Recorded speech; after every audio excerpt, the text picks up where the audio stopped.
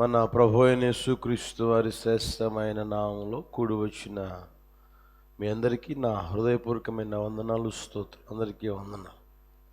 అపోస్తులుల కార్యములు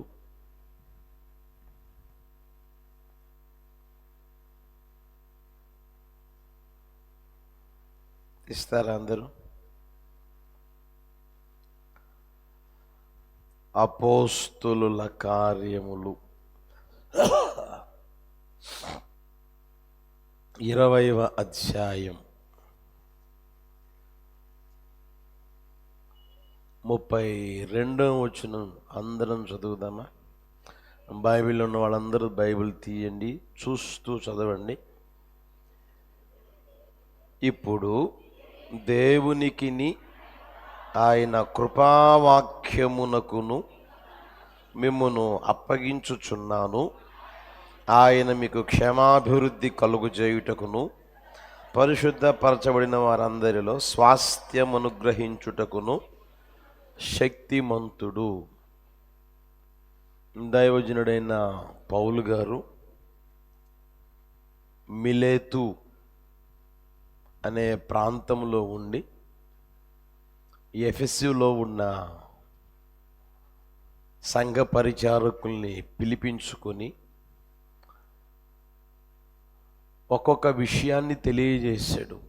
నేను ఇప్పుడు యెరూషలేముకి వెళ్తా ఉన్నాను, అక్కడ ఏమేమి సంభవిస్తాయో నాకైతే తెలియదు, కానీ బంధకాలు మాత్రం నా కోసం కాచుకొని ఉన్నవి అని తెలియజేస్తూ 28వ వచనం చూస్తే, దేవుడు తన స్వరక్తమిచ్చి సంపాదించిన తన సంఘము, ఆయన అంటాడు, దేవుడు స్వరక్తమిచ్చి సంపాదించిన తన సంఘము.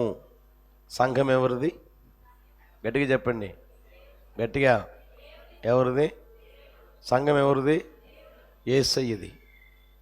క్రీస్తు శరీరం అనే సంఘం యేసయ్యది. ఈ లోకంలో సేవ చేస్తున్న సేవకులది కాదు.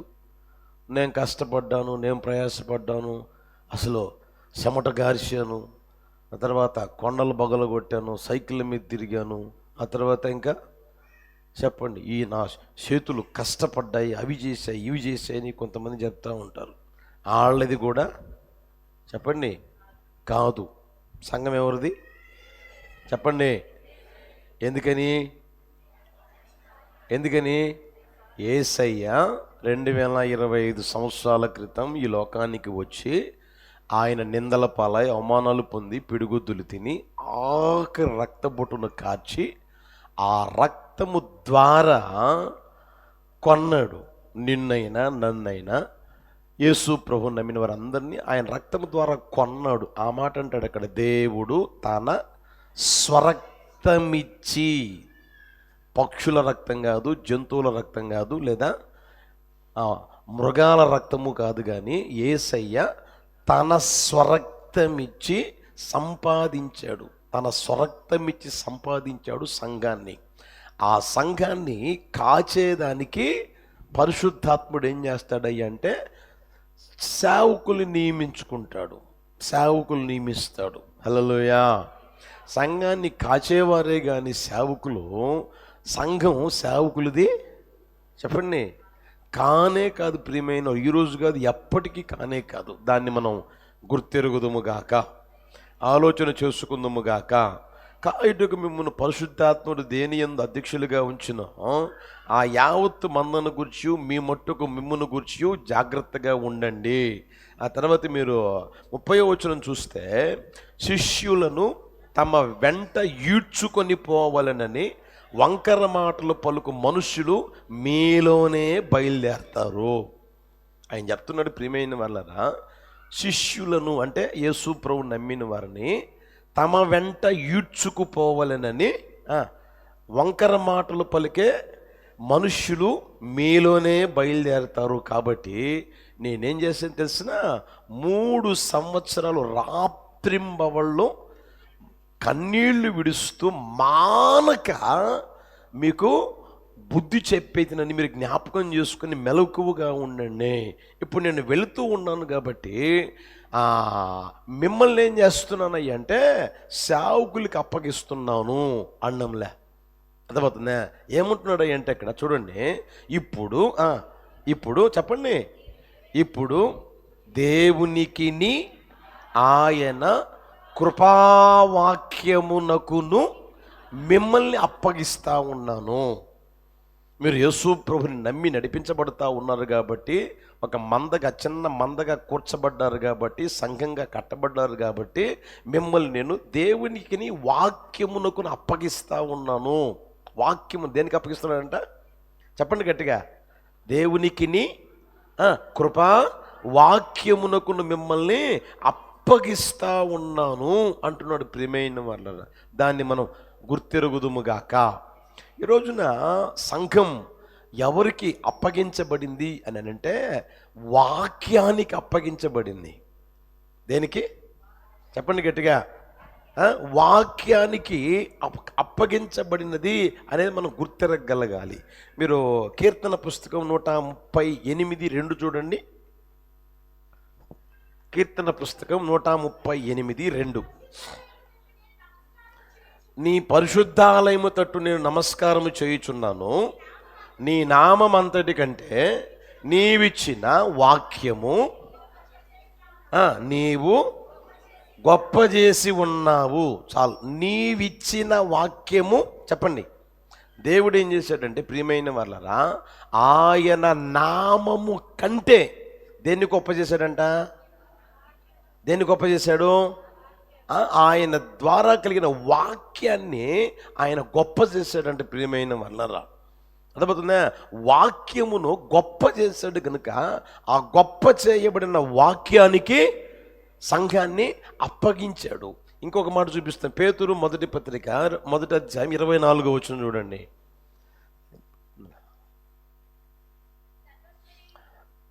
తీసారా? 1వ అధ్యాయం 24వ వచనం. సర్వశరీరులు గడ్డిని పోలివారు ఉన్నారు, వారు అందమంతయు గడ్డి పువ్వు వలె ఉండును, గడ్డి ఎండును, దాని పువ్వును రాలును, అయితే ప్రభువాక్యం ఎల్లప్పుడూ నిలుచును. బాగా గమనించండి. అక్కడ సర్వ శరీరులు ఎలా ఉన్నారంట? గడ్డి చెప్పండి.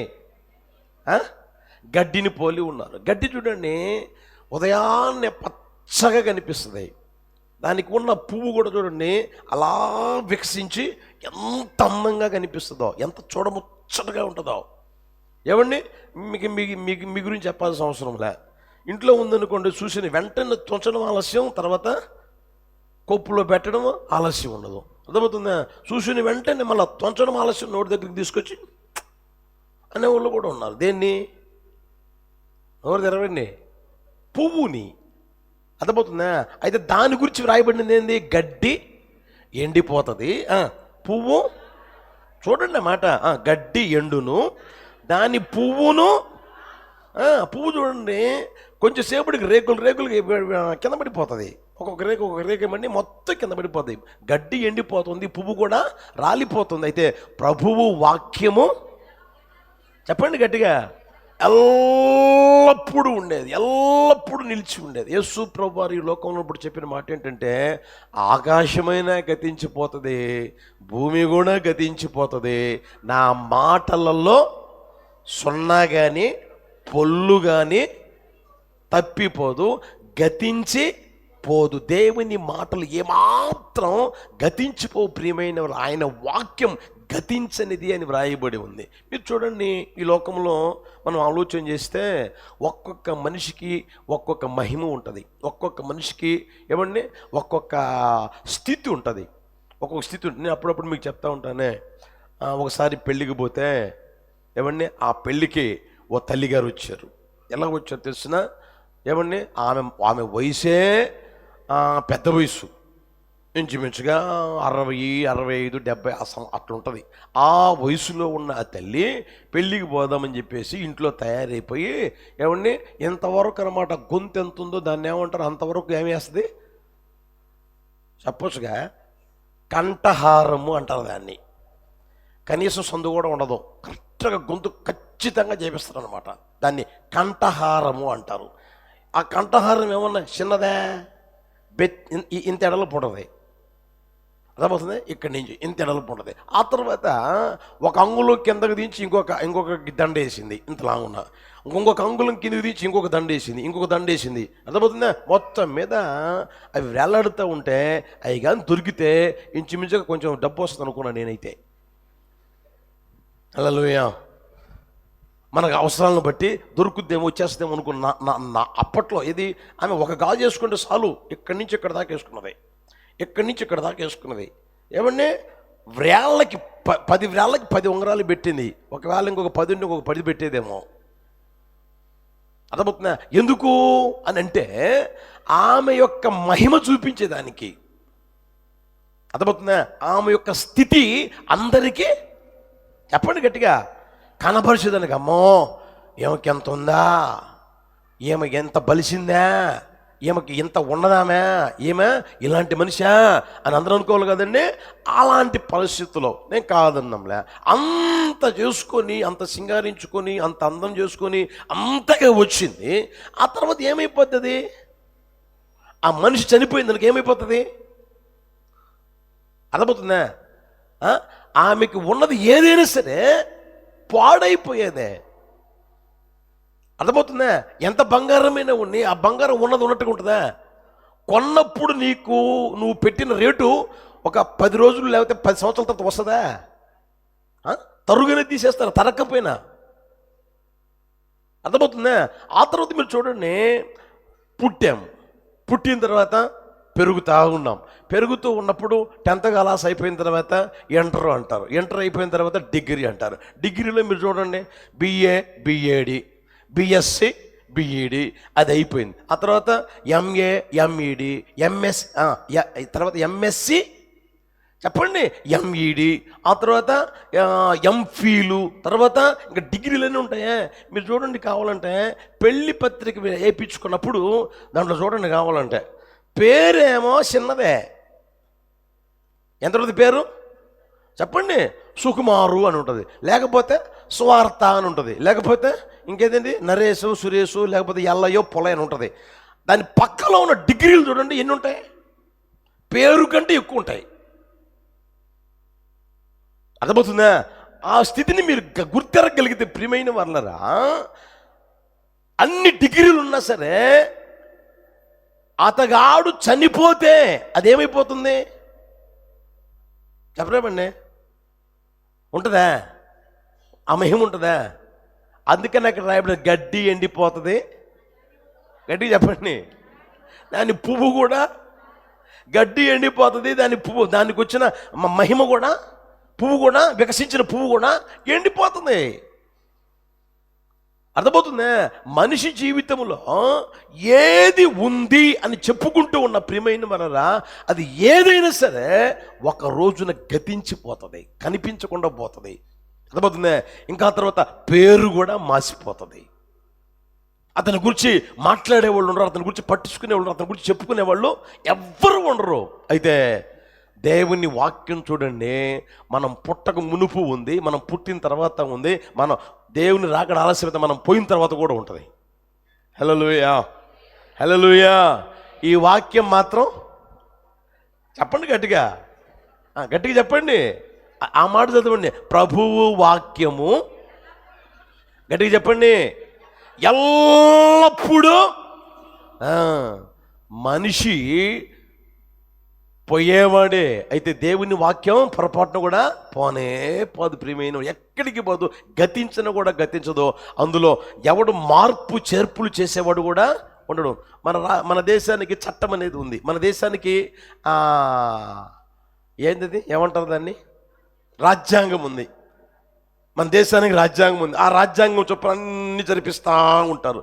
ఒకవేళ మొన్న ఈ మధ్య 400 సీట్లు పైనగాను వస్తే రాజ్యాంగం చెప్పండి మార్చేస్తాము అన్నారు. ఒక దేవుని దేవుల రాలా, ఒకవేళ వచ్చుంటే మార్చగలిగిన పరిస్థితులు ఉండేయేమో, అర్థమవుతుందా. లోకములో రాజ్యాంగాలు మార్చొచ్చు, లోకంలో చట్టాలు మార్చొచ్చు, ఈ చట్టం మార్చగలిగిన వాడికి పుట్టడు, పుట్టబోడు. హల్లెలూయా. అందుకని నాకు రాయబడింది ప్రభువు వాక్యము, గట్టి చెప్పండి, ప్రభువు వాక్యము ఎల్లప్పుడూ నిలుస్తుంది. అందుకని అంటాడు, మిమ్మల్ని ఎవరి చేతుకు నేను అప్పగించట్లేదురా, దేవుడు తన స్వరక్తం ఇచ్చి సంపాదించిన సంఘం మీరు, నేను మిమ్మల్ని ప్రభువు వాక్యమునకు అప్పగించుచున్నాను. అర్థమవుతుందా? మిమ్మల్ని కృపా వాక్యమునకు అప్పగించుచున్నాను అంటాడు. ప్రియమైన వాళ్ళరా, ఈ రోజున మన వ్యక్తిగత జీవితాలు గమనించుకోగలిగితే యేసు ప్రభుని ఎందుకు వెంబడిస్తున్నావు? యేసు ప్రభు దగ్గరికి ఎందుకు వస్తున్నావు? మందిరానికి ఎందుకు వస్తున్నావు? అర్థమవుతుందా? ఇప్పుడు ఎవరైనా అడిగారు అనుకోండి నిన్ను, ఇది మీ ఇళ్ళ దగ్గర, ఎక్కడికి పోయిస్తున్నావమ్మా అంటే మందిరానికి పోయిస్తున్నాను అంటారు. ఎందుకు పోయిస్తున్నావు అని అడిగితే ఏం చెప్తారు మీరు? చెప్పలేమండి. ఎందుకు పోయిస్తారు? ఎందుకు వచ్చారు? బైబిల్లో ఒక మాట చూపిస్తా చూడండి. యోహాను సువార్తమానం 6:26. యోహాను సువార్తమానం 6వ అధ్యాయం 26 చదవండి. యేసు మీరు సూచనలను చూచుట వలన కాదు గాని రొట్టెలు భుజించి తృప్తి పొందుట వలననే. యేసు ప్రభు ప్రాంతంలో ఉంటే యేసు ప్రభు దగ్గరికి పోయారు. ప్రభువా మాకెందుకు చెప్పలేదయ్యా, మేము అక్కడికి పోయాం, ఇక్కడికి పోయాం, ఎక్కడికి పోయాం, ఎక్కడికి పోయాం, ఆ కొండ మీదకి పోయాం, ఈ గుట్ట మీదకి పోయాం, అదిగో ఆ ప్రాంతం మీదకి పోయాం, ఈ ప్రాంతం దగ్గరికి పోయాం, అక్కడికి పోయి ఎక్కడ చూసినా ఎక్కడ కనిపించలేదయ్యా, ఇక్కడికి ఎప్పుడు వచ్చావయ్యా, సమాచారం చెప్పొచ్చు కదా, మేము వచ్చేవాళ్ళం కదా అని అంటా ఉన్నారు. ఒరేయ్, మీ బుద్ధి నాకు తెలియదురా, మీ స్వభావం నాకు తెలియదురా, మీ పరిస్థితి నాకు తెలియదురా. అమ్మ చూడండి, ఇక్కడ మీరు సూచనలు చూచుట వలన కాదు కానీ రొట్టెలు భుజించి ఏం చేశారంట? గట్టి చెప్పండి, ఏం చేశారంట? యేసు ప్రభు దగ్గరికి పోతే పనిలే పాటలే. అర్థమవుతుందా? ఆడికి పోయి కూర్చుంటే ఆయన ఏదో చెప్తా ఉంటాం, మన పని మనం చేసుకుందాం ఉన్నాం. అర్థమవుతుందా? ఆయన ఏదో వాక్యం చెప్తా ఉంటాడు, మనం సెల్ఫోన్ చూసుకుంటూ ఉందాం. లేకపోతే మన పనులు మనం చేసుకుంటా ఉందాం, మన వ్యవహారాలు మనం చేసుకుంటూ ఉందాం. అర్థమవుతుందా?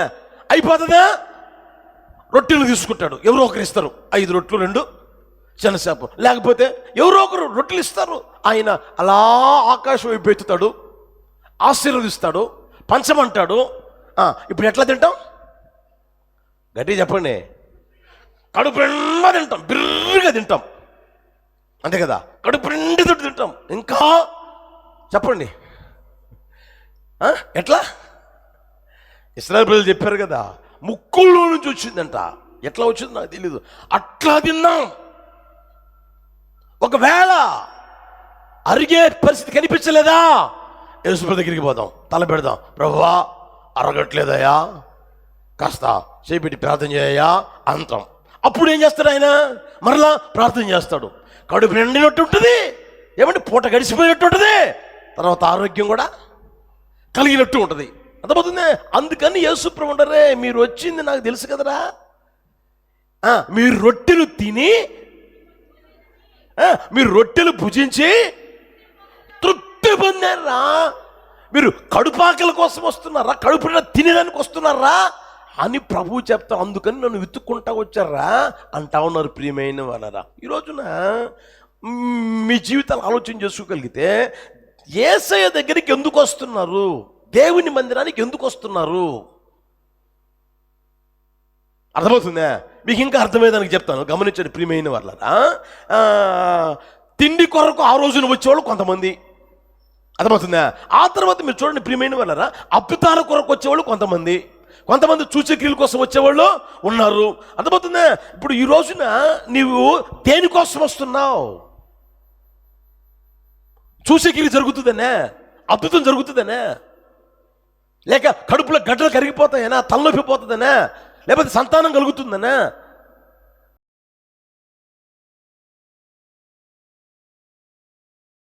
న్యాయాధిపతి నీవే నా యేసయ్యా, నా యేసయ్యా.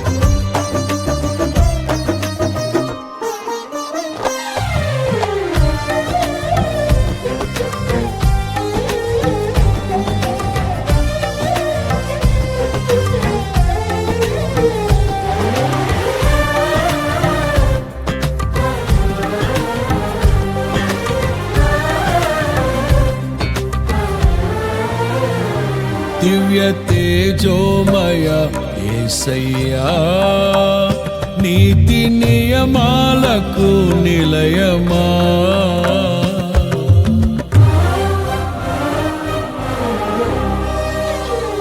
దివ్య తేజోమయ యేసయ్యా, నీతి నియమాలకు నిలయమా. నిన్ను నమ్ము నీ జనుల న్యాయాధిపతి నీవై నడిపితి విజయ ధ్వజముతో. నిత్యం నీకే నారాధన, నీవే నీవే నా స్తుతి కీర్తన. దివ్య తేజోమయ యేసయ్యా, నీతి నియమాలకు నిలయమా. నిన్ను నమ్ము నీ జనుల న్యాయాధిపతి నీవై నడిపితి విజయ ధ్వజముతో.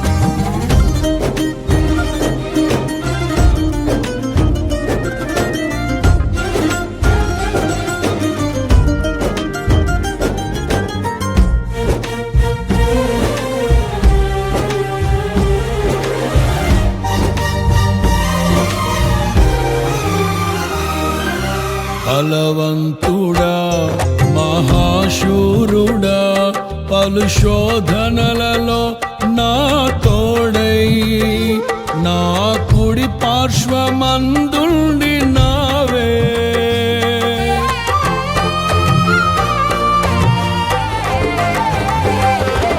నీ మహిమకై నీవేర్పరచిన నీ పాత్రగా నన్ను మార్చి నీవు నీ అనలేని ప్రేమను చూపితివి. నీవే నీవే నా విజయం, నాలో నీవే నీవే ఆనందం. నీవే నీవే నా విజయం, నాలో నీవే నీవే మహదానందం. నిత్యం నీకే నారాధన, నీవే నీవే నా స్తుతి కీర్తన. దివ్య తేజోమయ యేసయ్యా, నీతి నియమాలకు నిలయమా. నిన్ను నమ్ము నీ జనుల న్యాయాధిపతి నీవై నడిపితి విజయ ధ్వజముతో.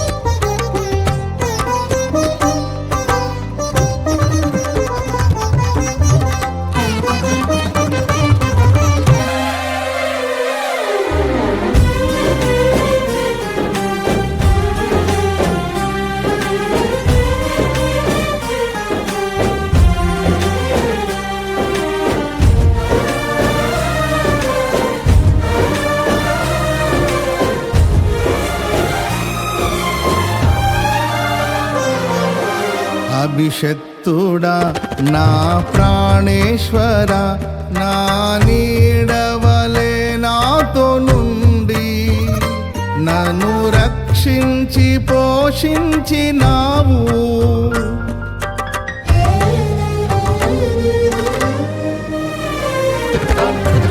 నేనెన్నడు నాకై ఆశించని నీ దీవెనలతో తృప్తి పరచి నన్నీ స్థితిలో నీవు నిలిపినావు.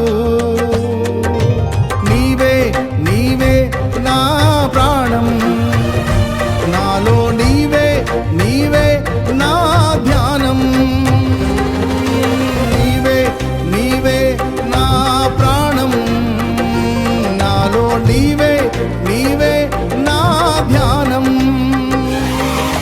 నిత్యం నీవే నా ఆరాధన, నీవే నీవే నా స్తుతి కీర్తన.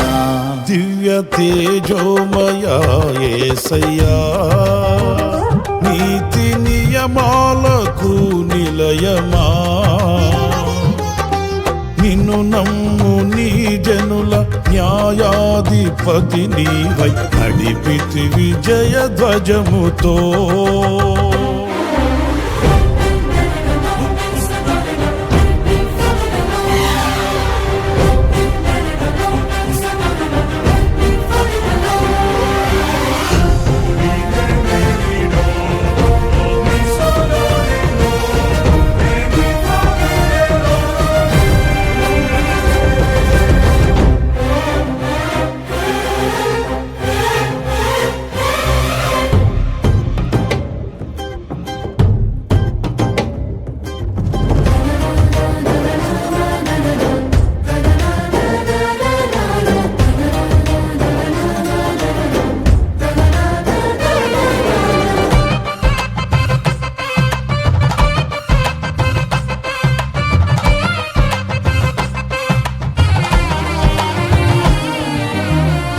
వాక్యమే నన్ను బ్రతికించెను, నా బాధలలో నెమ్మదినిచ్చి గొప్ప ఆదరణ కలిగించె నాలో.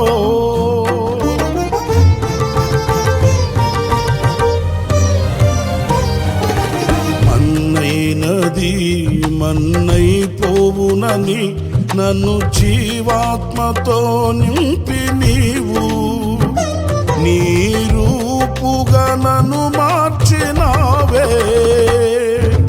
నిత్యం నీతో నడుపుటకు నీవు నాలో నాతో ఉన్నావే. నిత్యం నీతో నడుపుటకు నీవు నాలో నాతో ఉన్నావే. నిత్యం నీవే నా ఆరాధన, నీవే నీవే నా స్తుతి కీర్తన. దివ్య తేజోమయ యేసయ్యా, నీతి నియమాలకు నిలయమా. నిన్ను నమ్ము నీ జనుల న్యాయాధిపతి నీవై నడిపితి విజయ ధ్వజముతో. నిత్యం నీకే నా ఆరాధన, నీవే నీవే నా స్తుతి కీర్తన. దివ్య తేజోమయ యేసయ్యా, నీతి నియమాలకు నిలయమా. నిన్ను నమ్ము నీ జనుల న్యాయాధిపతి నీవై నడిపితి విజయ ధ్వజముతో. నిత్యం నీకే నా ఆరాధన, నీవే నీవే నా స్తుతి కీర్తన.